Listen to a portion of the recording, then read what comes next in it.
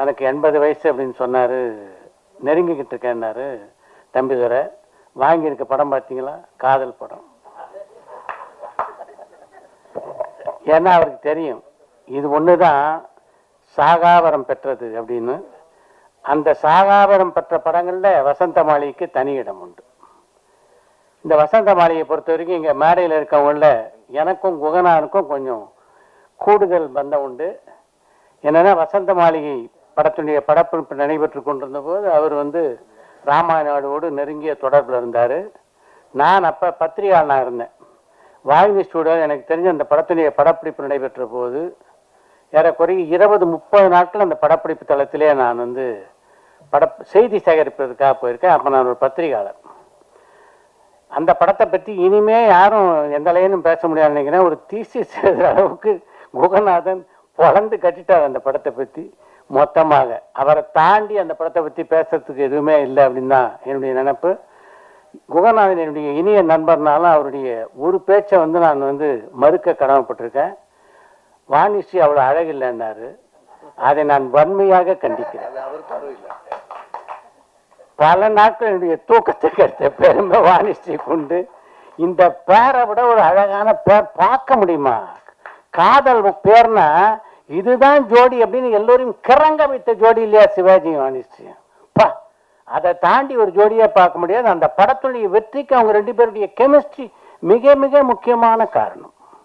அந்த படத்துடைய பாடல் வரிகளை பற்றி குமரன் சொன்னார். அதில் நான் சக்கரவர்த்தியடா அப்படின்னு சிவாஜி பாடுவார். என்ன அழகான வரிகளை சிவாஜிக்கு எழுதியிருக்காப்பாங்க கண்ணதாசன். சிவாஜி எதில் சக்கரவர்த்தி இல்லை சொல்லுங்க? சிவாஜி மாதிரி நான் பல மேடைகளில் சொல்லியிருக்கேன். எல்லா பாத்திரங்களும் ஏற்று நடிக்கணும்னு நல்லா நடிக்கணும்னு ஆசைப்படலாம். சிலருக்கு தான் அது பொருந்தும். அப்படி பொருந்திய ஒரு மாபெரும் கலைஞன் சிவாஜி மட்டுமே அப்படின்னு நான் சொல்லுவேன். ஏன்னா அவரை தான் நீங்க கர்ணனாவும் பார்க்கலாம், அப்புறம் பார்க்கலாம், தெய்வ மகன்ல ஒரு சின்ன பையனாவும் பார்க்கலாம், எங்க ஒரு ராஜாவில் ஒரு வாலிபனாவும் பார்க்கலாம். இது மாதிரிலாம் மற்ற நடிகரை பார்க்க முடியாது. கூடு விட்டு கூடு பாய்கின்ற மாதிரி நடிக்கக்கூடிய ஆற்றல் பெற்ற ஒரே நடிகர்னா சிவாஜி மட்டுமே. இந்த படத்தை பொறுத்த வரைக்கும் ஏறக்குறைய இந்த படம் 54 ஆண்டுகள் ஆகுது. இப்போ நேற்று சில தயாரிப்பாளரோடு பேசிக்கிட்டு இருந்தேன் நான். இப்போ படம் வாங்க இவர் இல்லை, அவர் இல்லை, டிஸ்ட்ரிபியூட்டர் இல்லை, ஓடிடி இல்லை, சேட்டலைட் இல்லைன்னு. 54 வருஷம் முன்னாடி இல்லையான படத்துக்கு இந்த மேடையிலேயே 3 யூனிவர்சல் இருக்காங்கன்னா இது போன்ற சாதனையெல்லாம் அவர் யார் செய்ய முடியும்? நினைச்சு பாருங்க. 1972ஆம் ஆண்டிலே வெளியான இந்த படம் சிலோன்ல 2 ஆண்டுகளை கடந்து ஓடியது. சிவாஜியை பொறுத்த வரைக்கும் அவருக்கெல்லாம் மரணமே இல்லை அப்படின்னு சொல்லுவேன். சிவாஜி மறைந்து விட்டதா யாராவது நம்மள நினைக்கிறோமா? சிவாஜி சரீரம் தான் இல்லை, அவ்வளவுதான்.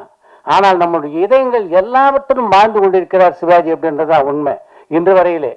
இன்னும் சரியா சொல்லணும்னா இந்தியாவுடைய 8வது தேசியம் எந்த கட்டடமும் இல்லை. கற்பக விருட்சம் மாதிரி இந்த கலையை காத்து கொண்டிருந்த நடிகரும் சிவாஜி கணேசன் தான் இந்தியாவுடைய 8வது அதிசயம் என்று நான் சொல்வேன். சிவாஜி வச்சு 2 திரைப்படங்கள் எடுக்கக்கூடிய வாய்ப்பு பெற்றவன் நான். 2 படமே மாபெரும் வெற்றி படங்கள். ஒரு படம் வாழ்க்கை. இந்த வாழ்க்கை திரைப்படத்தை பொறுத்த வரைக்கும் என்னுடைய நண்பர்கள் எல்லாரும் சொல்லுவாங்க, இன்னைக்கு கூட நம்முடைய வாழ்க்கையில் எங்கேயாவது சோர்வு ஏற்படும் போதுன்னா வாழ்க்கை படத்தை தான் போட்டு பார்ப்போம், திருப்பி ரீஜெனரேட் ஆகும் அப்படின்ட்டு. அந்த மாதிரி ஒரு எல்லோருக்கும் உற்சாகத்தை தரக்கூடிய படம் வாழ்க்கை. மனோஜ்குமார் சொல்லும்போது சொன்னார் சிவாஜியினுடைய அந்த படப்பிடிப்பு டைமை பற்றி. அது மாதிரிலாம் ஒரு டைமுக்கு வர்ற கலைஞரை பார்க்கவே முடியாது. எல்லா படப்பிடிப்பு தளங்களையும் பார்த்தீங்கன்னா காலையிலேருந்து ப்ரொடக்ஷன் மேனேஜர் வேலை என்னென்னா, சார் படம் கிளம்பிட்டீங்களா, எத்தனை மணிக்கு கிளம்புவீங்க, 8 மணிக்கு ஷூட்டிங்கு, டைரக்டர் வந்துட்டான்னு சொல்லிட்டே இருப்பாங்க. சிவாஜியை மட்டும் ஒப்பந்தம் பண்ணிட்டீங்க உங்கள் படத்துக்குன்னா இந்த ப்ரொடக்ஷன் மேனேஜர் ஜாலியாக வீட்டிலே இருக்கலாம். ஏன்னா சிவாஜி 8 மணிக்கு வருவார்னு எல்லாருக்கும் தெரியும். 7:50க்கு எல்லாரும் இருப்பாங்க. சிவாஜி விடுவார் 8 மணிக்கு, அதுக்கு முன்னால் போனோன்ட்டு. அந்த அளவுக்கு ஒரு பங்க்சுவாலிட்டியும் ஒரு கண்டிப்பையும் சினிமா செட்டில் ஒரு ஒரு இராணுவம் மாதிரி இருக்கும் சினிமா செட். அப்படி ஆக்கினவர்னா அது சிவாஜி கணேசன் மட்டும்தான்.